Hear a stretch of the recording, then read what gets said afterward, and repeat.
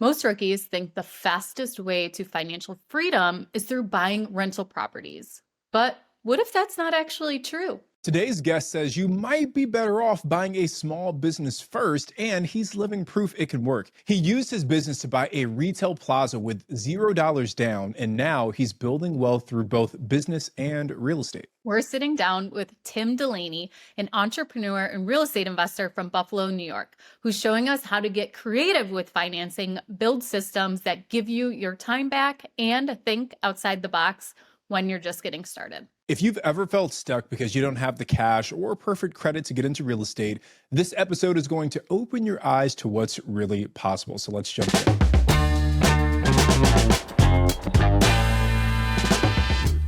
Tim, a lot of rookies think that they need a ton of money saved or to have perfect credit to start investing in real estate. But you actually bought your first plaza, your commercial building, for $0 down. Can you walk us through how you were able to pull that off and what rookies can learn from your approach? Absolutely. Thank you for having me. Look forward to sharing some info on that and other subjects.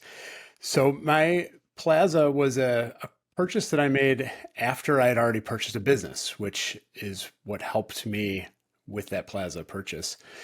It was the plaza that my business was in. I had been operating there for about 5 years when the owner of the plaza approached me. Actually, I had been approaching him regularly, telling him I'd be happy to buy the plaza when he was ready to sell. He always said that he would never sell it. He was going to die with it because he wanted to avoid the capital gains. Until one year, he kind of approached me and said, "You know what? I'm ready to sell. I have sick of it. I'm done with it. My son figured out a way I can avoid some of the capital gains. So I will sell it to you since you've been asking." And since, he had seen my track record of paying rent on time every single month for 5 years, he said that he would be happy to finance the purchase of the plaza. He said the purchase price was $1 million. He would finance 90% of that purchase price at a 6% interest rate for 20 years. I just needed to come up with the 10%. And so I said, sure, definitely buy it. Not going to argue with you on the purchase price because that 7-figure magic number I knew was probably going to be a sticking point in his head, but I did whittle him down on the interest rate down to 4%. And then I had to figure out where I was going to get the other 10% from. So I immediately kind of started going through my liquor store finances. I started going through other finances. I didn't have enough liquid cash laying around to pull that off. So I went to my network and talked to some people and found another lender that was willing to lend me the other 10% at 5% for 25 years. So between the two, the 90% from the seller and 10% from another private lender, I was able to buy the whole plaza with nothing out of my pocket. Okay, well, what an incredible start to this episode here with some creative financing. And I think that just really shows what you're able to do when you're leaving the bank out of the picture too, is you have those options to be able to do that. 100%. A lot of times, if the bank was the one giving me 75 or 80%, which is what they usually kind of cap out at for real estate, they probably wouldn't have liked the fact that I went to a private lender for the other portion of that down payment because they wouldn't have trusted that I would be able to pay all of the debt service on the plaza every month. And it was tight. Don't necessarily recommend rookies or anybody going out there and buying real estate with 100% financing because the cash flow was definitely tight, especially in those first couple of years as repairs and capital expenses came up. And that's where having the business came in handy because the business was generating cash flow for me that I was able to lend to the entity that owned the plaza to handle some of those capital expenses. So that's where, again, buying 100% financed on the real estate isn't necessarily a great move for somebody just starting out without other sources of income. But it worked for me because I had a primary source of cash flow in the business. And Tim, there's a few things you called out that I think are super important lessons for all of our rookie listeners. But I think the first one that stood out to me was just the follow-up. of going back to the seller over and over and over again, even after they said, I'm going to die with this property, of still continuing to put yourself in front of them and say, well, hey, I'm still an option for you. And lo and behold, one day they woke up and said, I actually don't want to keep this thing anymore. And who was the first person they thought of? It was Tim. And I think the lesson for a lot of our rookies that are listening is sometimes the best deals are the ones that take quite some time to really work. And I've shared this story in the Rookie podcast before, but when I first started investing in real estate, and this was back, gosh, maybe sent these mailers back in 2017 or maybe 2018. But I dropped a bunch of postcards into the mail in Shreveport in Louisiana, where I bought my first deal. And I got a call maybe 2 years ago from some guy that said, hey, I got your postcard, back in 2017. I wasn't ready to sell them, but I'm ready to sell now. And it's like you never know the timeline of someone or their life circumstances or how they change. So Tim, I just want to thank you, because I think you illustrate the importance of following up and how doing it over and over again can oftentimes lead to good results. Yeah. I mean, can you imagine how many houses you'd have in Shreveport if you would follow up on all those postcards? Going, right? Yeah. I think the second thing, though, Tim, that jumped up out of me from your story was the multiple lenders. Obviously, it's great that you were able to negotiate the seller financing, but I think the seller was, from a tax perspective, really incentivized to go that route with you so they could protect some of that or reduce some of their tax liability. But the finding of the multiple lenders, I started talking to family members. So that private lender is a family member, but they're making a good return and they're happy with that regular income because it pays better than the bonds that they probably would have been in their portfolio at this point. So Tim, for the people who don't really know you yet, can you give us the quick version of your journey? You mentioned you've done a couple flips, you have rentals, and how did you actually get started in this real estate journey? I bought my business in 2013. And then I thought, okay, now I have the cash to get into real estate. I thought it was cash first, then real estate. I've since learned it's real estate builds cash flow and wealth. So in 2018, I started listening heavily to BiggerPockets and other real estate podcasts. And really, like I said, I just made my first offer on a Burr property when the opportunity to buy the Plaza came along, and went kind of deep on the Plaza for that first year. From there, I found a partner that I had done some work with, who's a general contractor. And that was the one piece of my skill set that was missing from being able to really execute a Burr strategy or fix and flip that I wanted to be able to do. So in March 2020, we bought our first flip. We closed on it. I remember it was March 20th. It was a Friday. I was super. Is that the day COVID started? I feel like that's the day everything shut down. It was insane. The liquor store was absolutely crazy. I had to sneak out the back door because I couldn't even get out the front door. It was so chaotic to get to the bank to send a wire to close on this house that we had on a contract for a month and a half. And I remember talking to my partner. We're like, do we do this? Do we not? The world's falling apart. But luckily we went through with it. We closed on that flip, was successful, and then we decided to start burring. So since then, we've been burring houses and flipping a couple houses a year ever since. And how many rentals do you have now in your portfolio? Not including the Plaza, we're up to about 50 apartments that we've burred, and then we've flipped about 4 a year. And we've done 2 new builds from scratch. Tim, one question for me is you said something that was really insightful, but you said, I partnered with someone who was that missing piece for me. How did you find that person, and how did you know they were the right person to partner with? Because I think a lot of rookies feel that there's some part of investing where maybe they aren't super skilled. And I do think that partnerships are one of the best ways to go about filling that void. Ash and I wrote the book on partnerships for BiggerPockets.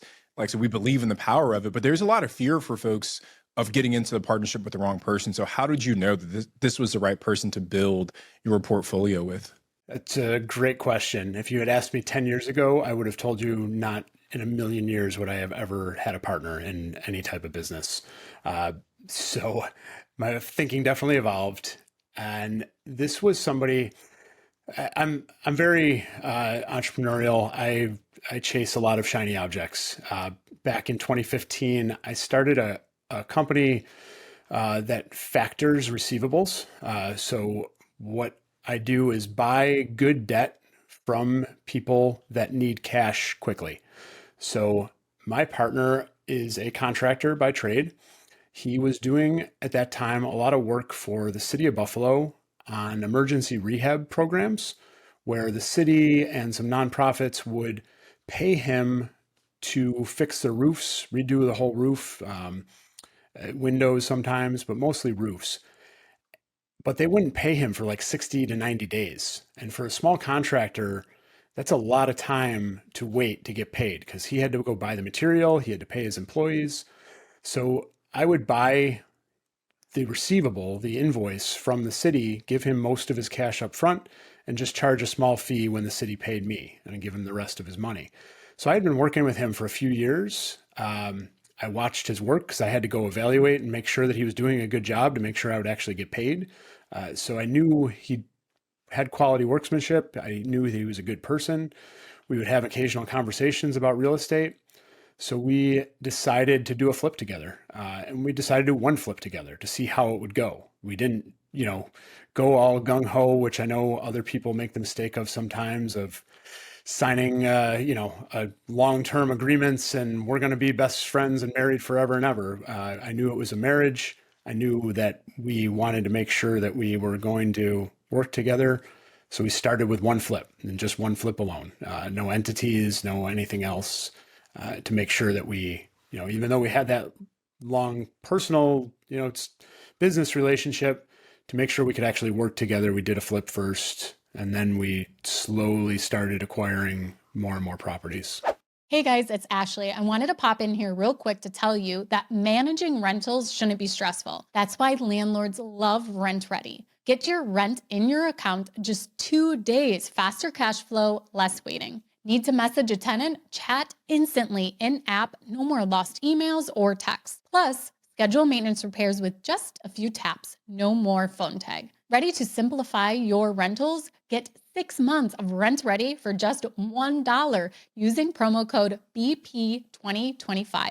Sign up at the link in the bio because new landlords are loving RentRedi. All right, so we're back here with Tim Delaney. And Tim, you've said that you think buying small businesses might be a quicker path to wealth than real estate, which is kind of a refreshing take for a lot of rookies, right? But what does that actually look like in practice? I think that buying a small business can be very freeing for the right person. It generally can cash flow a lot better, a lot stronger from day one. Now, sometimes this might mean you're actually working the business in order to get that cash flow in the form of a paycheck and additional dividend income from the business, extra cash flow that it kicks off on top of paying yourself. But for somebody that is really, eager to get out of a job that they don't care for, that they don't like, or a lifestyle or hours that they don't like, buying a business can get you out of that situation much faster. Now, whether you're buying that job, like I said, with the W-2 income from your own business, where you're also building equity and getting extra cash flow, or for some people, they are able to buy the business, like a laundromat or something else that doesn't necessarily get them out of their day job, but kicks off extra cash flow. I've found, especially over the last couple of years with the interest rate environment, that those business purchases are generating a little bit more cash flow than real estate.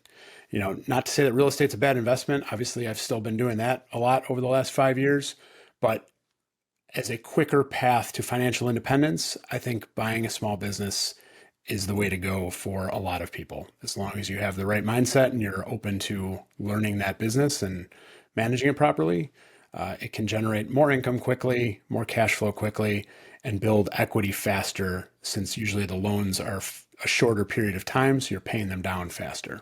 And Tim, give us maybe a realistic example of a business that a rookie could start today while they're still working their 9 to 5. Are there any that, you would recommend? Yeah, I'm not entirely sure. I mean, I'm sure there's a lot of options out there for side hustles on the business front starting. But for buying a business, I mean, if you want to, if you love your W-2 and you're just looking for a business that has cash flow that you can run while you're still working, like I mentioned, laundromats are a good option for that.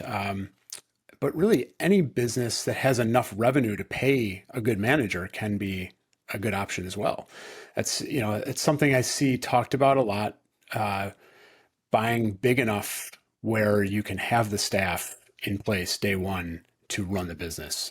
And then whether or not you want to jump in and help operate it day to day, or whether you want to keep your day job and just run it remotely as a passive business, that's up to you.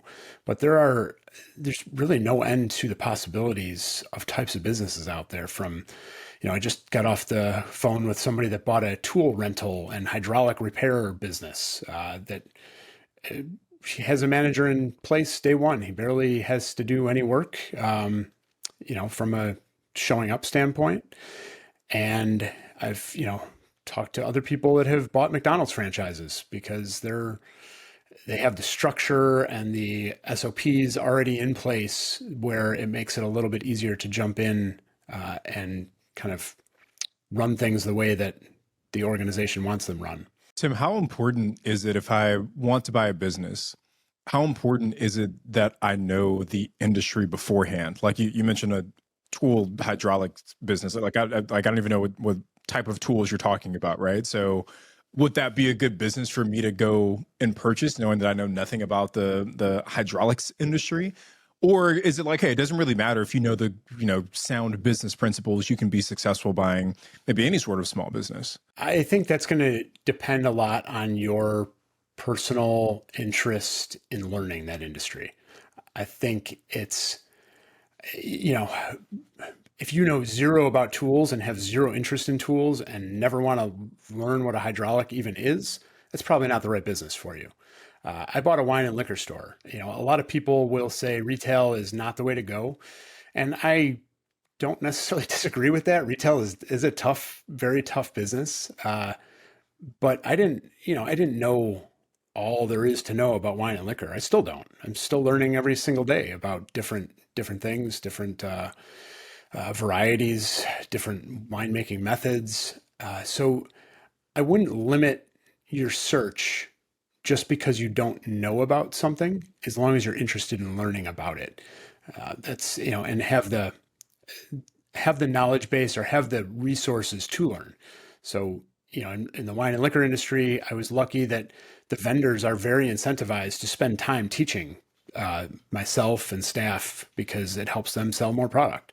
So, in some businesses that might not be the case. Nobody might want to teach you. So I wouldn't, I'd be open to anything as long as you are open to learning about it.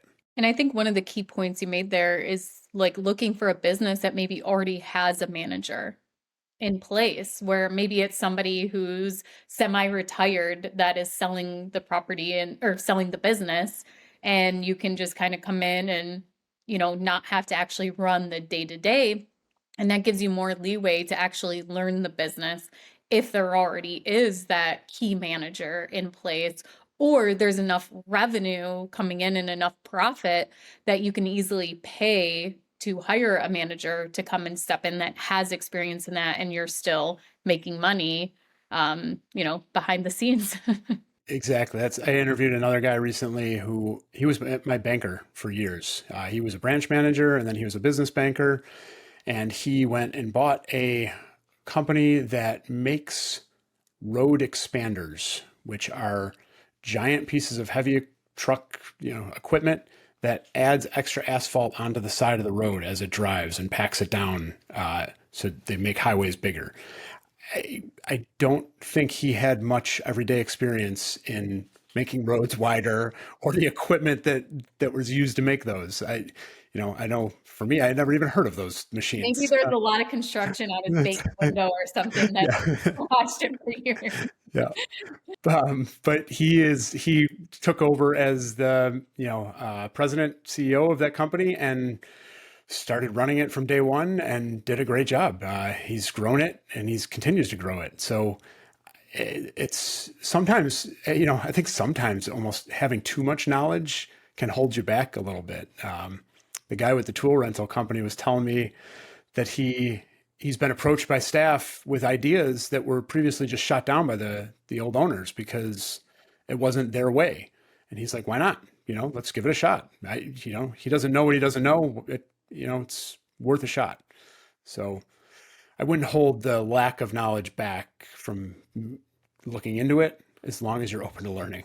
Tim, not everyone's sitting on 50K for a down payment for a piece of real estate either, which I think is part of what makes buying a business maybe also more attractive, because the options for seller financing are there. But, if someone does want to buy real estate and you did it creatively on your first deal, how can someone think, I guess, more maybe creatively about income, about credit, or about the skills they already have to get into real estate investing? Yeah, you mentioned the word credit. I think that's the number one place that anybody should start, is making sure your credit score and your credit history is up to snuff.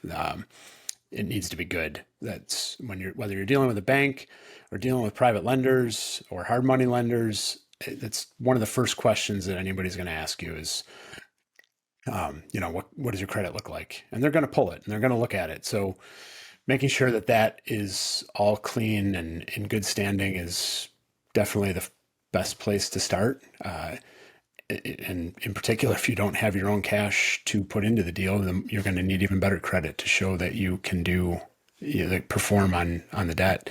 The next thing is to save as much as you can. I know, depending on your income source and your lifestyle, it can be tough for people, but that's kind of the next most important piece, is to save whatever you can and as soon as you can to have something to show. Like I said, there are ways to buy businesses with no money down. There are ways to buy real estate with no money down. And, we'll all talk about them, but it is important that you have some cash set aside at some point, even if it's not to close the deal, it's to address something when it goes wrong, because something will always go wrong, as we all know.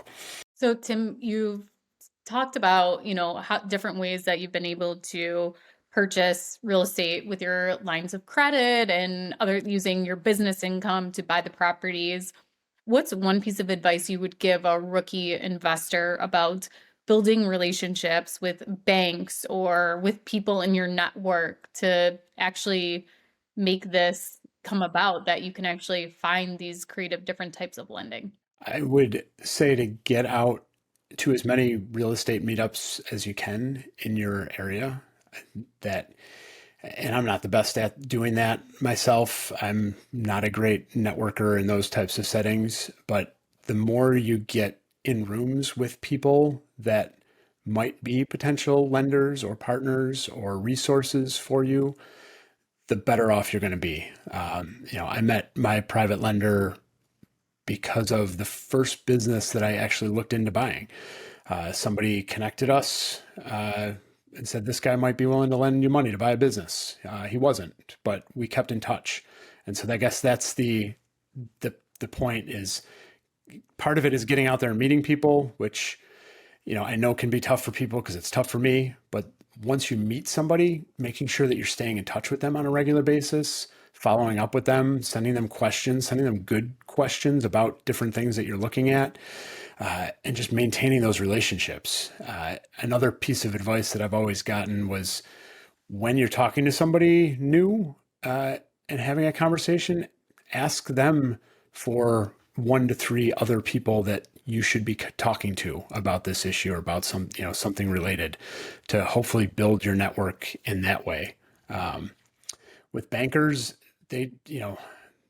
some bankers are great. They like to spend time with new people. Some are just way too busy. So figuring that out, not every banker is going to want to talk to you, but walking into different banks, sitting down with a specific deal that you're looking at and going through it with them can help show them that you're serious and help you understand their thought process for the future. Tim, I think there's one thing that you're not telling everyone that you do at networking events or meetups or something, is you bring something with you that brings people to you. I do. And that's my little hack, which I guess can work for other people, is when I show up at certain events, I will always bring a very nice bottle of bourbon so that people want to come and talk to me. That's my selfish way of getting people to like me, is just to bring good bourbon. Yeah, and I've seen it firsthand work is you're sitting there, you just set it on the table and people come over all interested and you offer them a drink and then you're talking with them. Like, I think that is such a great idea. Yeah, and it doesn't have to be bourbon. It can be, something else. I guess, finding that unique thing that you can be the attraction. There's a book called How to Talk to Anyone. It's by this author named Leal Lowndes, I think is how you say her last name. But How to Talk to Anyone. And in that book, it just talks about like, hey, how do you kind of break the ice? How do you get in a room full of people that maybe you don't know and still carry yourself confidently? And one of the things that she talks about in that book is exactly what you do, Tim, where you have something that's like a conversation starter. And for her, she said that she would wear like this large, like beautiful pin. And I can't remember what the pin was, but people would always come to her and like, oh, like, what is your pin about? And for you, Tim, it's bourbon. So for all the rookies that are listening, like, what is the thing that you can bring into like BPCon where people kind of look at you and say, oh, well, what is that? Or tell me more about that. But the other piece too, Tim, that I wanted to highlight, you talked about like asking the person you're talking to if there's anyone else that you should know. I saw this TikTok video where someone threw a party, and the whole premise of the party was that I'm going to invite Tim. Tim can invite one additional person. The person that Tim has invited can invite one additional person, and you can do that up to 6 people. And that's the only way that you get invited, is that, it like plays out the idea of 6 degrees of separation, but like in real life in a party. So for all our rookies that are listening, if you really want to like a cool way to supercharge your networking, try and throw one of those parties where you invite someone and tell them they can each invite one additional person. And you'd be surprised who might end up in the room with you. That'd be a really cool thing to do at BPCon. It's like you meet someone the first day and you say, okay, they ask someone and you do that. So like, and then you have like a dinner the last night or something like that with those people. That's a great idea. And that to the wearing something in particular as well, I have done that as well, as Ashley's probably seen. 90% of my days I am wearing a black polo shirt. I am very nondescript. I don't like standing out. But when I show up to certain events, I will wear a very bright Hawaiian shirt with Bills helmets and logos embedded into it. So it not only draws attention because it's big and bold, but for people that have a connection to football or the Bills in particular, they're drawn to it and it can open the conversation. Well, Tim, I think most rookies, getting back to the real estate investing side, I think most rookies imagine being a landlord always just means passive income. But we all know that's not necessarily the case. How did you learn to delegate and build systems so you could actually step back and enjoy the life you've built? I mean, it started in business for me. When I bought the wine and liquor store, I knew from day one that I was going to be working a lot the first few years, but I knew that I didn't want to be working in the store 40, 50, 60 hours a week for the rest of my life. So I always approach new things with, what do I need to do? What should I do? What can I hand off to somebody as quickly as possible and not lose sleep over that item?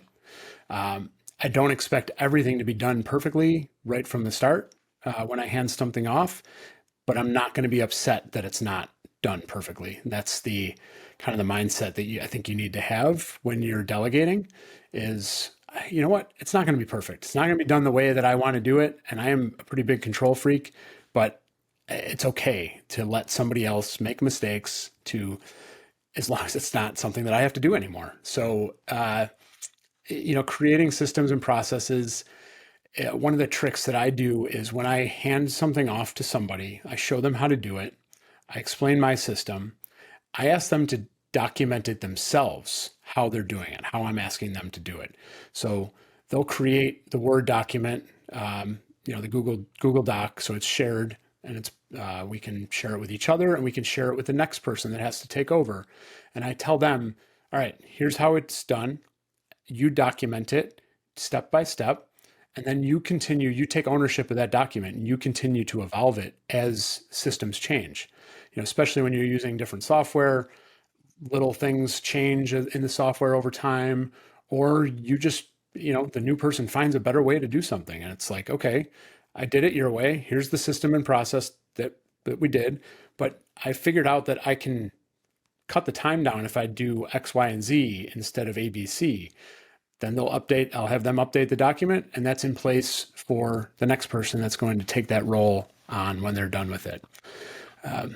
But, I think just the big thing is mindset, being willing to let things go that you shouldn't be doing anymore. Tim, what are like some of the lessons you have learned, or like the biggest mistakes you see maybe other people make when it comes to actually delegating, or even just the leadership role of, okay, you've hired this person.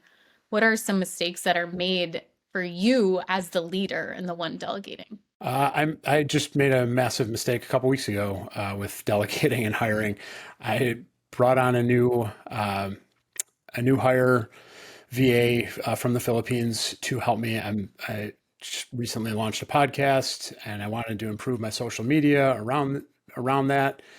Hired the guy, but I had travel planned already. I had a million other things going on in preparation for that travel, and I did not give him the attention and the time that was needed to get him up to speed on what I needed him to do. Complete failure on my part on the timeline of making that decision and bringing him on board. So it was a frustrating couple weeks for him and for me, because from my perspective, he's not delivering on what I needed to be done.